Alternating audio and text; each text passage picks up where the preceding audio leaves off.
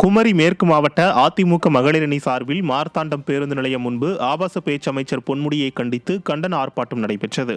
மகளிர் அணி செயலாளர் கிளாடிஸ் லில்லி தலைமையில் நடைபெற்ற ஆர்ப்பாட்டத்தில் மாவட்ட செயலாளர் ஜான் தங்கம் சிறப்பு விருந்தினராக பங்கேற்று உரையாற்றினார்.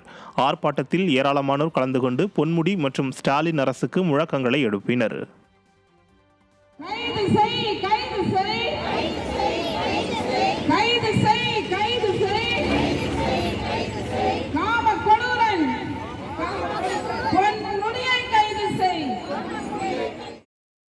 திருவள்ளூர் மத்திய மாவட்ட அதிமுக மகளிர் அணி சார்பில் ஆபாச பேச்சாளர் அமைச்சர் பொன்முடியை கண்டித்து ஆர்ப்பாட்டம் நடைபெற்றது.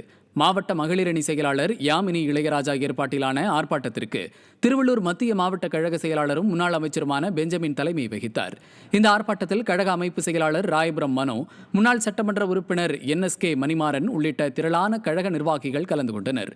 இதில் அமைச்சர் பொன்முடி மற்றும் விடியா ஸ்டாலின் அரசை கண்டித்து முழக்கங்கள் எழுப்பப்பட்டன.